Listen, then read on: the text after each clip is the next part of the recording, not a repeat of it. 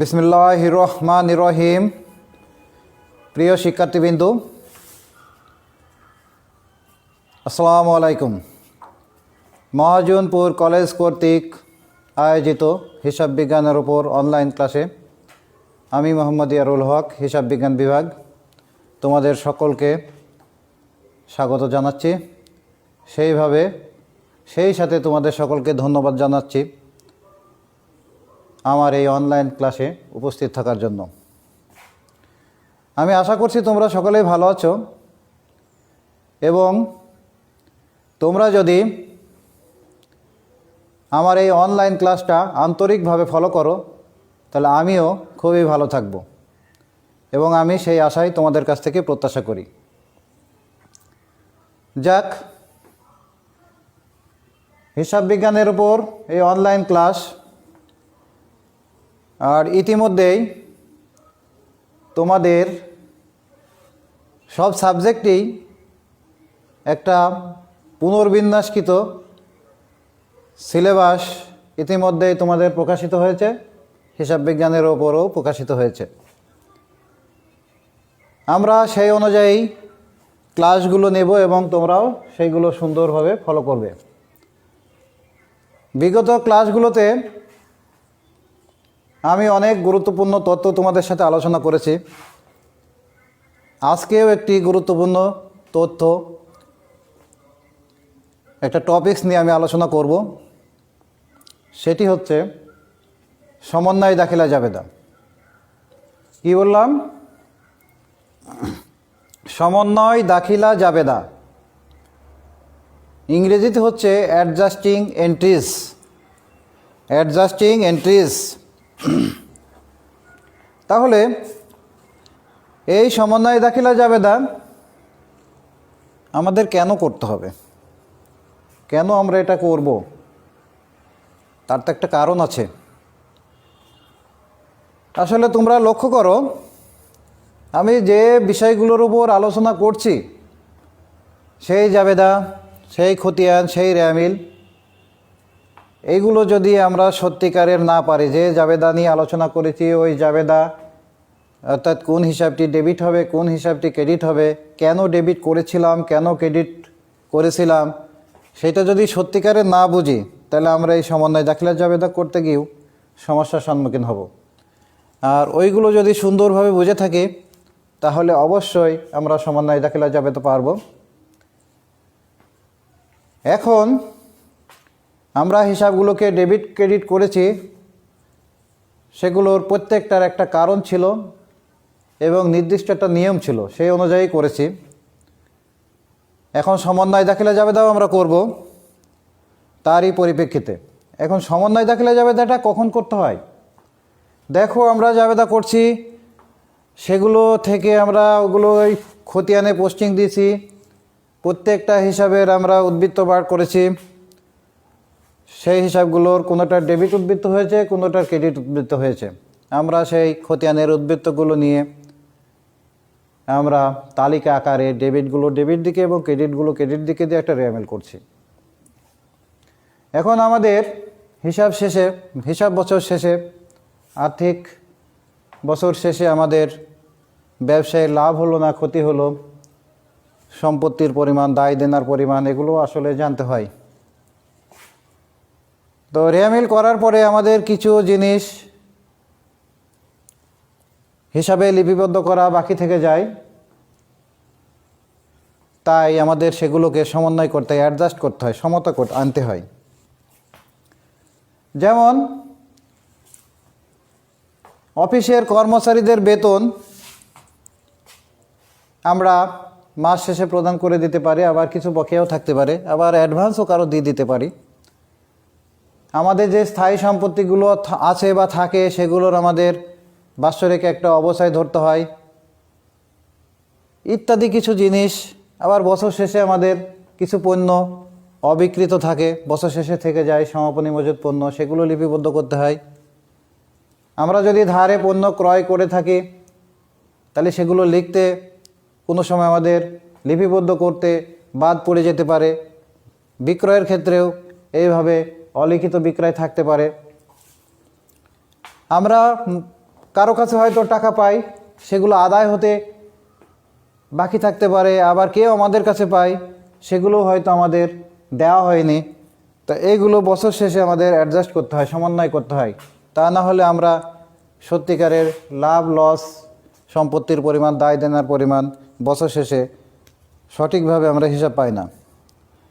সেই উদ্দেশ্যেই আমাদের রেয়া মিলের পরে আমাদের কিছু সমন্বয় থাকে, যেগুলো আমাদের অবশ্যই জানতে হবে এবং পারতে হবে।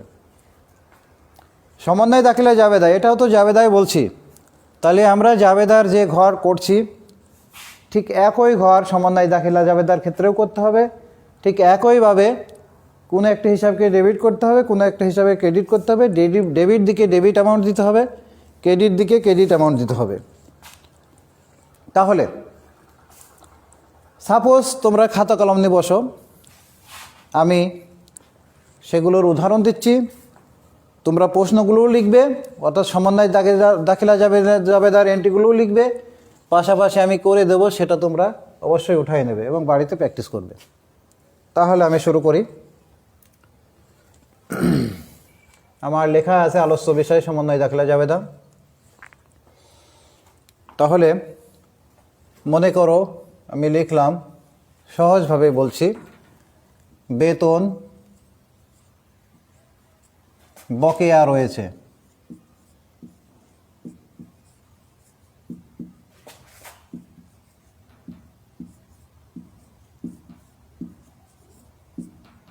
বেতন বকেয়া রয়েছে মনে করো 10,000 টাকা।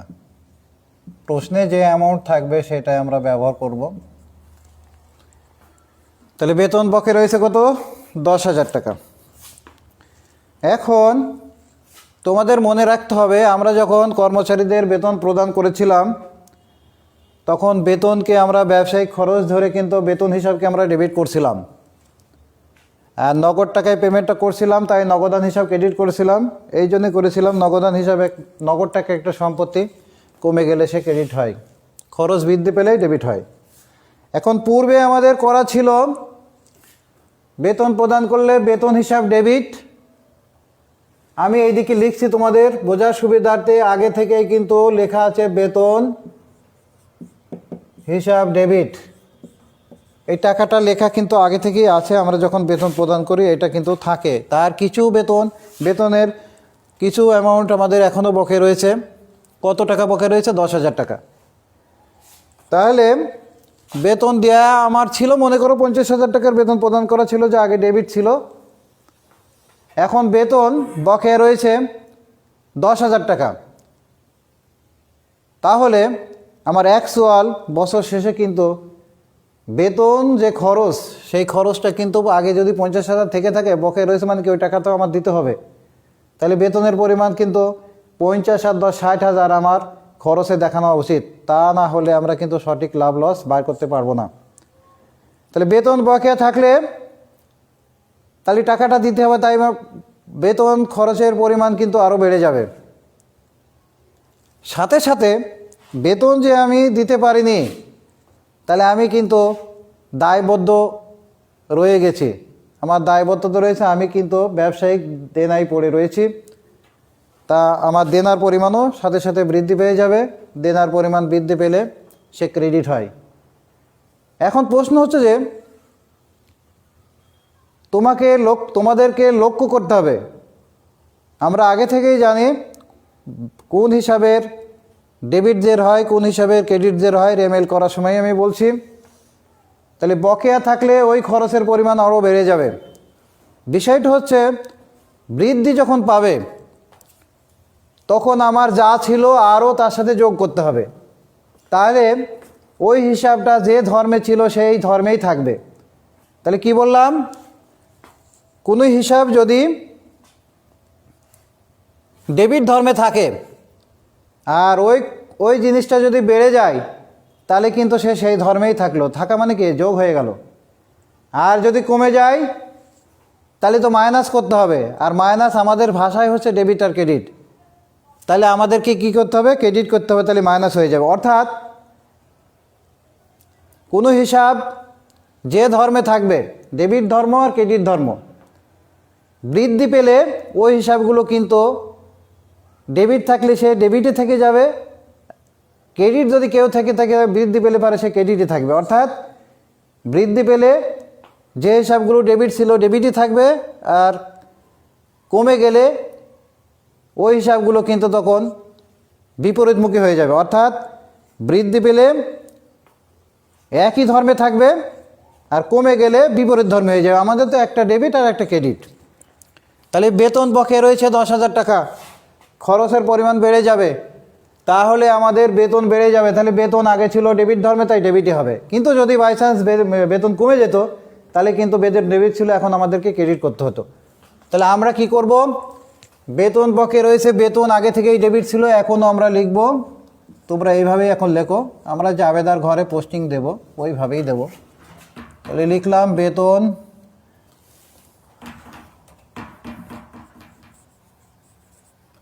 বেতন খরচ হিসাব ডেবিট 10,000 টাকা। সাথে সাথে আর একটা হিসাব উৎপত্তি হবে, সেটা হচ্ছে বকেয়া বেতন। যেহেতু আমার টাকাটা দেওয়া হয়নি, তাই আমি দেনায় রয়েছি, দেনা হিসাব ক্রেডিট। আমরা এখানে লিখব বকেয়া বেতন হিসাব ক্রেডিট লিখলাম। কত টাকা? ওই 10,000 টাকা। ব্যাখ্যায় আমরা লিখব বকেয়া বেতন সমন্বয় করা হয়েছে। আমাদের একটা জিনিস বুঝতে হবে, অঙ্ক শুধু করেই গেলাম কিন্তু বুঝলাম না, তাতে কিন্তু যেটা করছি সেটা মুখস্থ ছাড়া, মুখস্থ করলে ওইটাই পারবো, কিন্তু ওই ধরনের আর কোনো জিনিসই আমরা পারবো না। তাই আমাদের বোঝাটা আগে উচিত, আগে আমাদের বুঝতে হবে। তাহলে দেখো, আমরা বেতন বকেয়া রয়েছে, বেতন তো একটা ব্যয় জাতীয় হিসাব বা খরচ জাতীয় হিসাব, নামিক হিসাবের মধ্যে পড়ে ব্যয় জাতীয় হিসাব বা খরচ জাতীয় হিসাব। তাহলে এই বেতন দিয়েই আমাদেরকে সব খরচ বা ব্যয় হিসাবের বকেয়াগুলোর সমস্যার সমাধান করতে হবে। সে বেতন বকেয়া থাকতে পারে, ভাড়া বকেয়া থাকতে পারে, এই ধরনের যে কোনো খরচ যদি বকেয়া থাকে, তাহলে আমরা কি করব, বকেয়ার জন্য ওই খরচটা বেড়ে যাবে, তাই ওই খরচগুলো ডেবিট ছিল আমরা ডেবিট করব। বেতন বকেয়া রয়েছে, বেতন খরচ হিসাবে ডেবিট করলাম। ভাড়া যদি বকেয়া থাকে, তাহলে আমরা ওই ভাড়া খরচ হিসাবে ডেবিট করব। এই ধরনের যে কোনো খরচ হিসাব যদি বকেয়া থাকে, আমরা ওই খরচ হিসাবটাকে ডেবিট করব। সাথে সাথে আমরা ক্রেডিট করব কাকে? ওই বকেয়া বেতন হিসাব ক্রেডিট, ওই বকেয়া ভাড়া হিসাব ক্রেডিট ইত্যাদি। অর্থাৎ ওই খরচটাকে ডেবিট করব, আর বকেয়া খরচ হিসাব বলতে কি, বকেয়া বেতন, বকেয়া ভাড়া, এগুলোকে ক্রেডিট করব। তাহলে নিশ্চয়ই তোমরা বুঝতে পারছো, একটা খরচ বা ব্যয় জাতীয় হিসাবের বকেয়া দিই আমাদের, কিন্তু সমস্ত ব্যয় জাতীয় বা খরচ জাতীয় হিসাবের বকেয়া থাকলেই কি করতে হবে সেটা কিন্তু আমাদের বুঝে নিতে হবে, একইভাবে করতে হবে।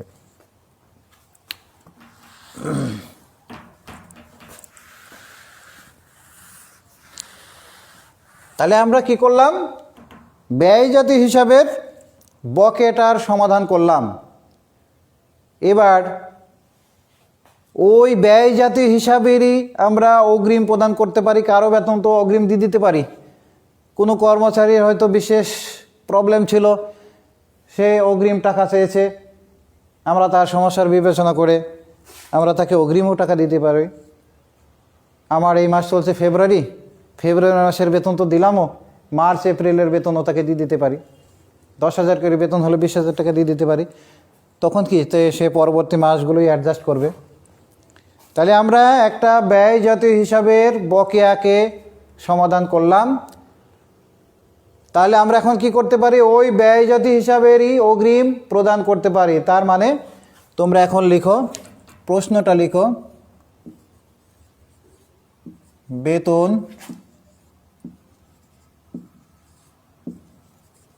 অগ্রিম প্রদান করা হলো 20,000 টাকা। 20,000 টাকা। বেতন অগ্রিম প্রদান করা হলো 20,000 টাকা। আমরা জানি কিন্তু বেতন হিসাব কিন্তু আগে থেকে ডেবিট ছিল। তাহলে বেতন যখন অগ্রিম প্রদান করছি তখন কিন্তু আমাদের বেতন হয়তো 50,000 ছিল, তার 70,000 টাকা দেওয়া হয়ে গেছে। এখন সঠিক লাভ লস বের করতে গেলে ওই মাসে কিন্তু বা বছর শেষে কিন্তু আমাদেরকে ওই 50,000 অরিজিনাল যেটা সেইটাই হওয়ার কথা। তাহলে কি করতে হবে? 70,000 দেখানো আছে। তাহলে সঠিক আয় ব্যয় করতে গেলে আসলে তো আমার এখানকার প্রকৃত খরচ তো আমার 50,000 টাকা, 20,000 টাকা বেশি দেওয়া ছিল, তাই 70,000 দেখানো আছে। তাহলে এখন কি করতে হবে? আমাকে 50,000 দেখাতে হলে 70,000 থেকে 50,000 টাকা মাইনাস করতে হবে। তাহলে এক কথায় খরচ বকেয়া থাকলে খরচের পরিমাণ বৃদ্ধি দেখাই আমরা, আর খরচ অগ্রিম দেয়া হয়ে গেলে আমরা ওই খরচের পরিমাণটাকে কমায় দেখাই। তার মানে অগ্রিমের জন্য মাইনাস হয়, বকেয়ার জন্য যোগ হয়। এটা মনে রাখবা। বকেয়া বা অনাদায়ী থাকলে আমরা যোগ করি, আর অগ্রিমের ক্ষেত্রে আমরা কি করি? বিয়োগ করি। অগ্রিমের ক্ষেত্রে আমরা কি করি? বিয়োগ করি। তাহলে তোমাকে লক্ষ্য রাখতে হবে, আমি আগেই বলছি কিন্তু যোগ করলে ওই হিসাবটা ডেবিট থাকলে কী করব? এখন আমরা মাইনাস করব। তাহলে বেতন ছিল ডেবিট, এখন বেতন হিসাব হবে ক্রেডিট। তাহলে কি করব? বেতন খরচ হিসাব ক্রেডিট ওই 20,000 টাকা। আর এগেনস্টে আমাদের আরেকটা হিসাবের উদ্বৃত্ত হলো অগ্রিম বেতন, এটা সম্পত্তি, তাই আমরা লিখলাম অগ্রিম বেতন হিসাব ডেবিট 20,000 টাকা। তাহলে কি দাঁড়ালো? মাইনাস হলো, তাই বেতন ডেবিট ছিল এখন ক্রেডিট হলো, আর অগ্রিম বেতন হিসাব ডেবিট হয়ে গেল, সে সম্পত্তি পরিণত হলো। এখানে আমরা আরেকটা বিষয় নিয়ে আলোচনা করব, সেটা সম্পত্তির, স্থায়ী সম্পত্তির ওপর বছর শেষে একটা অবস্থায় ধরতে হয়, যেহেতু প্রত্যেকটি স্থায়ী সম্পত্তির একটা ক্ষয় আছে। এখন লেখো একটা স্থায়ী সম্পত্তি, যেমন আসবাবপত্র। লেখো তোমরা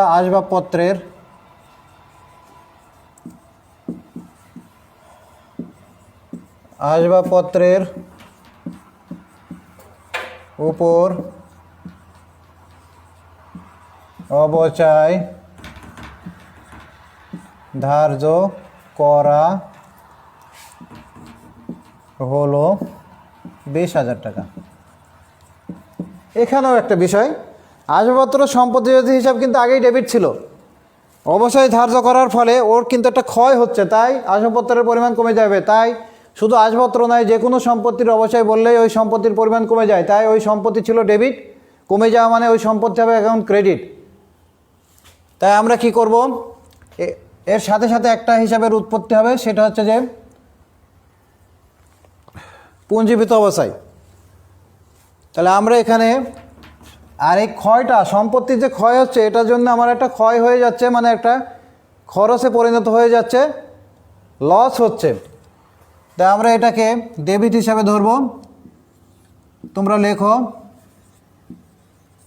অবচয় খরচ হিসাব ডেবিট 20,000 টাকা। অবচয় সঞ্চিতিও লেখা যায়, আবার আমরা যদি বলি পুঞ্জীভূত অবচয়, পুঞ্জীভূত